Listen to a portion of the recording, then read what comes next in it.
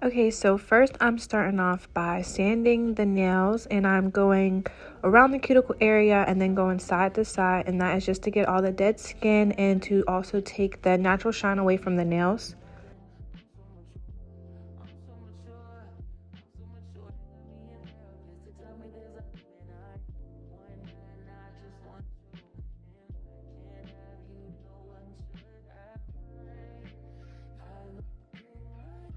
Now I'm just taking the tips and applying them sidewall to sidewall, meaning from one end of the nail to the other end of the nail, and then make sure it fits. And then I'm going to be using the KDS nail glue to stick them down.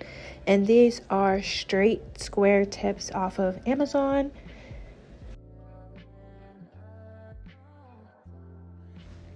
Now I'm just going to be cutting them down to her desired length. She was going for like a medium to long length. And to make sure that they're all the same length, I just line it up from cuticle to cuticle. And if it's too long, then I'll cut some more. And I kind of go little by little. That way I don't cut too much by accident.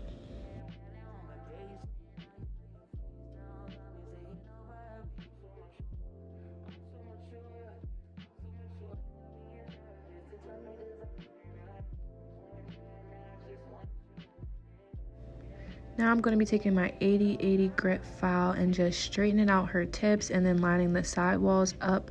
And I'm also pushing up under her nail just in case some of the glue stuck to her finger, and it'll just loosen it up. That way when her nail grows, it can actually grow effectively.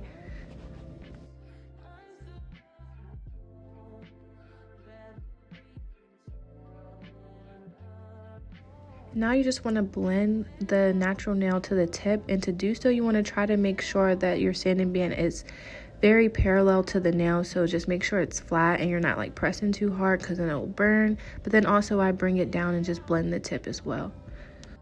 And when dusting off the nails, I also use this brush because that brush will really get all the dust up. Now I'm going in with the Gelish pH Bond followed by the No Lift Primer, and I only do one coat of each because that's all you need.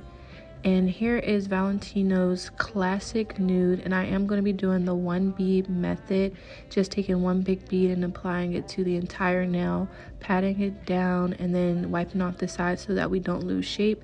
And then I'm just going to take that excess acrylic off.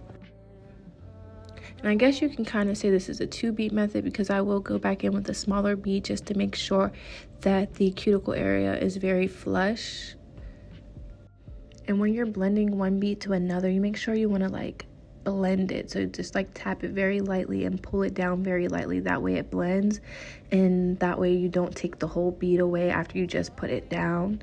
So here it is again, me doing that one bead method. And when I do the one bead method, I try to basically make sure my beads are a little bit more wet. That way I can work with them and really reshape the nail before it dries. And here it is again with a small bead, and I'm going to be tapping it upwards into the cuticle area and then blending it downward. And you can see I'm patting it to make sure it's flat, and then also bringing it down and checking my sides to make sure my shape is not lost.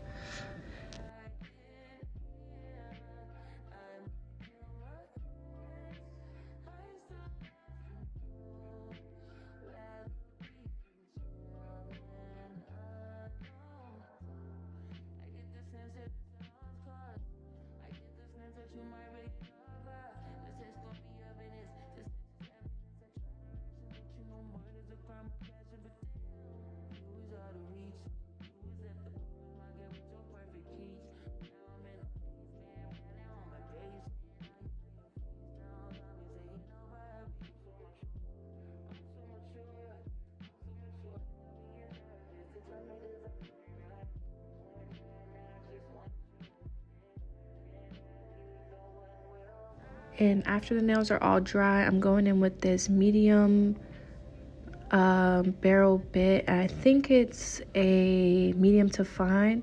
And all I am doing is starting from the bottom of the nail and then working my way up to make sure that the nail is nice and smooth. Starting off from the bottom will really ensure that the nail is very even. And then I go up around the cuticle area just to thin it out a little bit. That way it looks like it's coming out of the nail and not too bubbly at that point. And then I also take it and go underneath the nail to clean up any excess acrylic that I got under there from just maybe taking off extra acrylic from applying, or just if any snuck under there or whatever.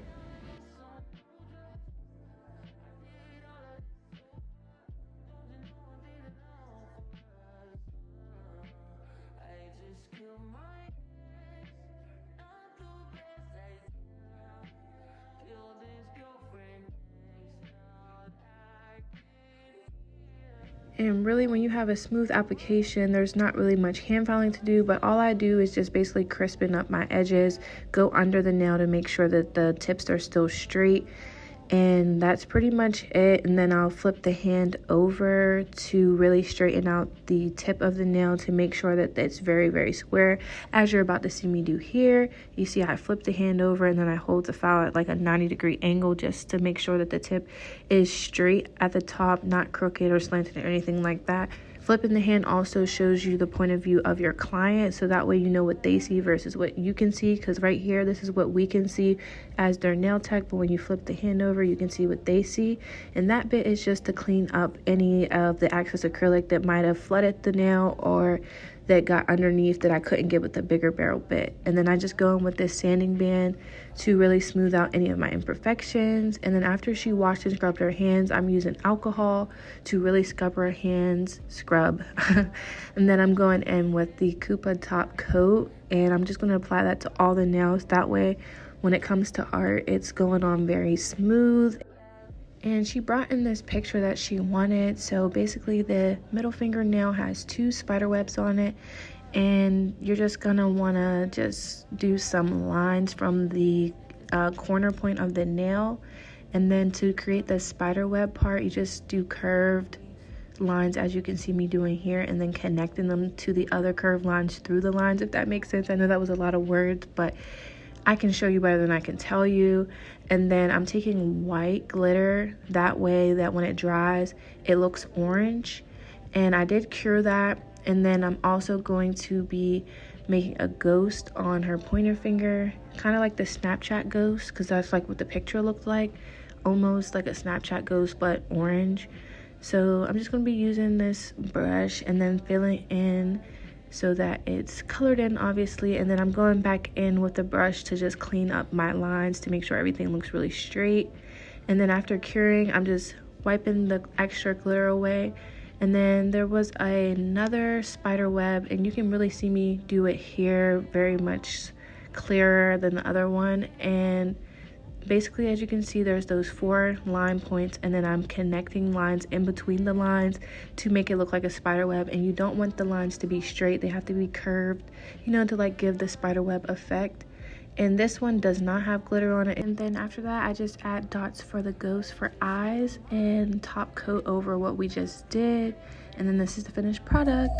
Happy Halloween.